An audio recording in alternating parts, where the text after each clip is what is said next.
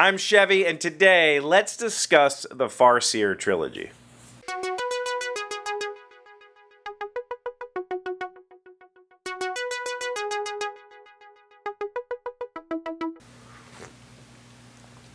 Hello friends, welcome to the shed. Another wonderful Monday. I did not go to work today, but I still had a great day.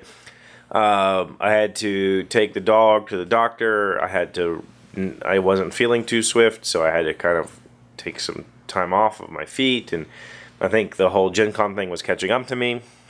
But it was a good day because I got to read some, and I love reading. I have always loved reading my entire life.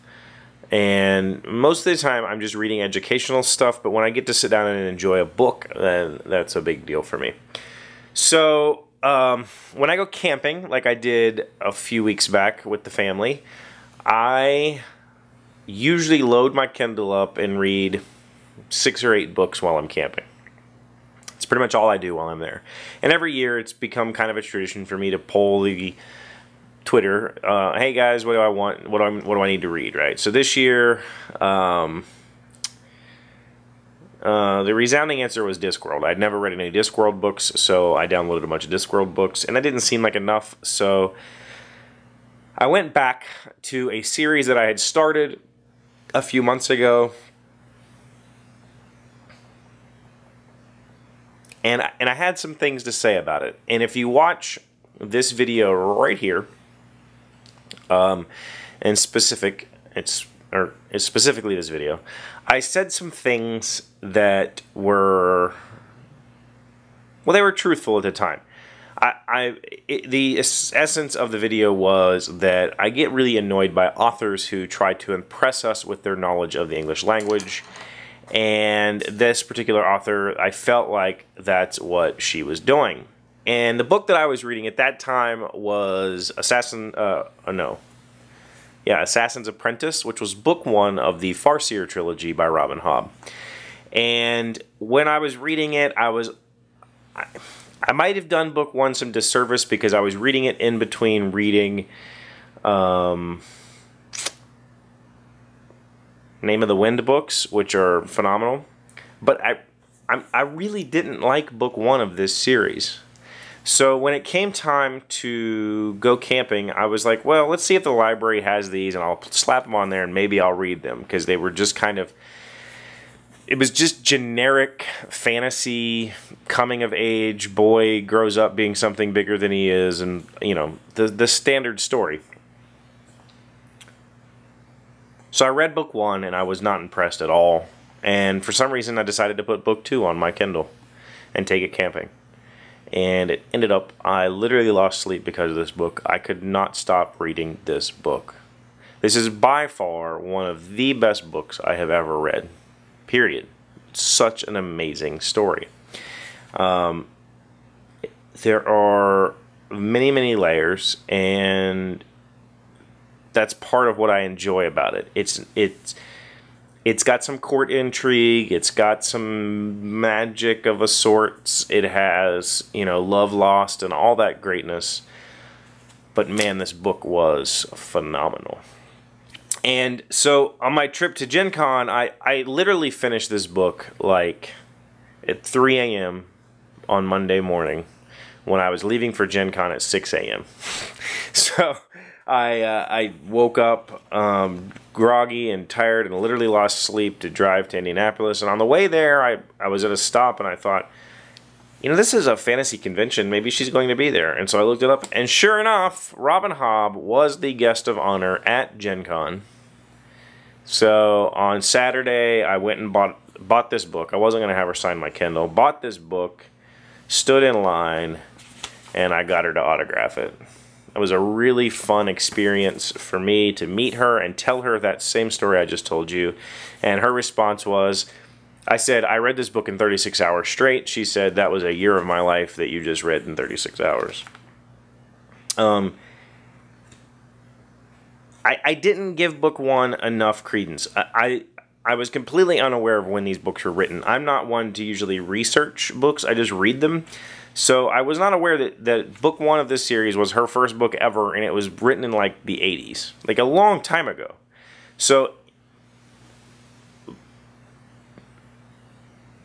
maybe I would have given it a bigger benefit of the doubt if I had known that, but the truth of the matter is I didn't, because I didn't enjoy the book that much.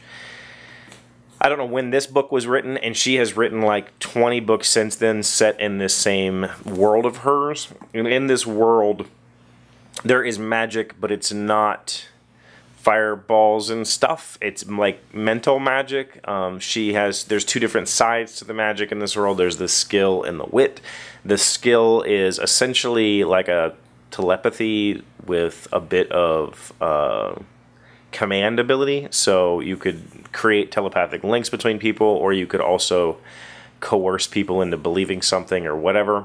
The other one, the wit, is considered to be like not necessarily evil, but it's unclean magic, and it is beast magic, and it allows you to share the mind of an animal.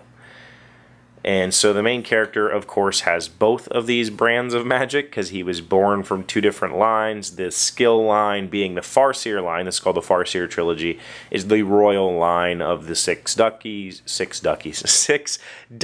where the story takes place. And once you start really getting into the mindset of the characters, it becomes much more compelling. And I think that's what she's done with book 2. Book 1 was a setup book, like most stories, and it was also her first, book, her first published book. And so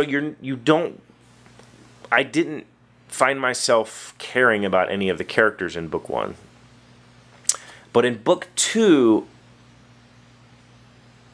the characters really come to life. She really develops these characters on an immense scale in only like 600 pages. Less than 700 pages. She takes these characters from being extremely flat and 2D to being these massively robust characters. And I'm not talking about just the main character.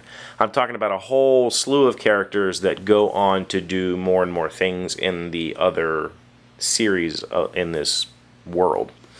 Book 3, I'm on book 3 now. I haven't finished it, but I have been, I've lost sleep. Last night I was up reading it. It is just as good as book 2 so far. It has a few tropey type moments that are set, you know it's a setup and you feel it, and then the character discovers it's a setup. That sort of stuff. But, wow, this book, I mean, holy crap. If you like fantasy, and not necessarily, like I said, it's not high magic elves and goblins and all that stuff. It's just humans and some, mind magic, some telepathy type magic. This book is amazing. The whole series, you should check it out. I can't recommend anything beyond these 3 books, but please, if you do give them a shot, read past the first book. Don't stop. Just trust me. Once you get to book 2, you will, all your reservations about book 1 will go away. So, this video is partially to praise book 2, partially to apologize for some of the comments that I had about book 1, but I still stand by the fact that she does use a convoluted lexicon to try to impress us with English, I guess, or English skills, but it seems to be less prevalent in this book. It's not so annoying. So maybe that was just a first effort kind of thing. Got to prove myself. So I'm not sure, but definitely give this a shot.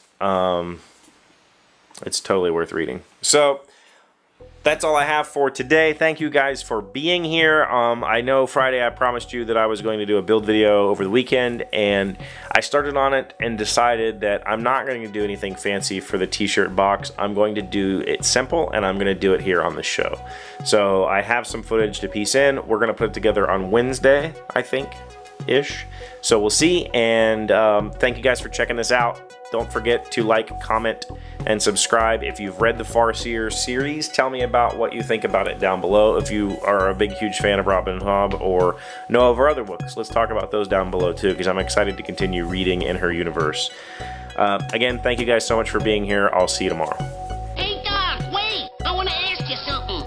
Today's random fact comes from life.arizona.edu. How many dreams does the average person have in one night? The average person has about 3 to 5 dreams per night, but some may have up to 7 dreams in one night. The dreams tend to last longer as the night progresses. During a full 8-hour night's sleep, 2 hours of it is spent dreaming. It is not all unusual. It's not at all unusual for a person to have more than one dream per night. Interesting. I know that sometimes I have the same dream and I'll wake up and I'll go back to sleep and still have the same dream. And sometimes I don't want that to happen.